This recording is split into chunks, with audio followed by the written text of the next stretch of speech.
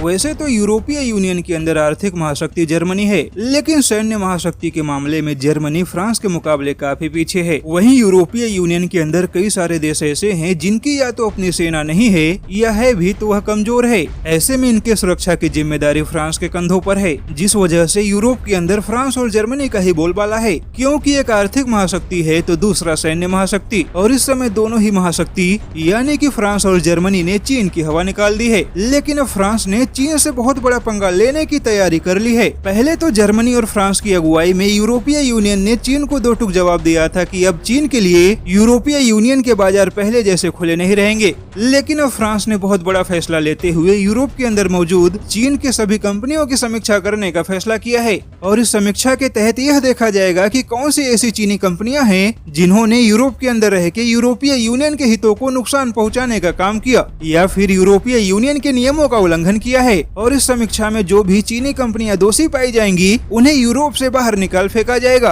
हालांकि फ्रांस के इस फैसले के बाद चीन बिलबिलाया हुआ है और चीन ने आशंका जताई है कि इस तरह के फैसलों से चीनी कंपनियों के ऊपर झूठे इल्जाम लगाकर चीनी कंपनियों को वैश्विक बाजार से बाहर निकालने की तैयारी हो रही है। चीन को डर है कि फ्रांस, जो कि तुर्की और चीन से काफी नाराज है, वह यूरोपीय यूनियन के अंदर चीनी कंपनियों को सीमित करना चाहता है। जिस तरह से अमेरिका ने चीन के हुआवेई कंपनी के वैश्विक बाजार को चौपट कर दिया, अब कुछ वैसा ही फ्रांस चीन के बाकी कंपनियों के साथ करने की तैयारी में है। हालांकि चीन की मजबूरी है कि चीन फ्रांस के इस फैसले के बाद फ्रांस या फिर यूरोपीय यूनियन के किसी अन्य देश को अंजाम भुगतने की चेतावनी या फिर धमकी भी नहीं दे सकता, क्योंकि चीन अच्छे से जानता है कि फ्रांस को धमकी देने का मतलब है कि पूरा यूरोपीय यूनियन चीन के खिलाफ और भी आक्रामक हो जाएगा। ऐसे में चीन के सामने एक ही रास्ता है कि या तो चीन यूरोपीय यूनियन के सामने सफाई दे या फिर अपने कंपनियों को बर्बाद होते हुए देखे। ऐसे में देखा जाए तो चीन ने दुनिया से जितना लूटा है, अब दुनिया चीन को उतना ही कंगाल करेगी।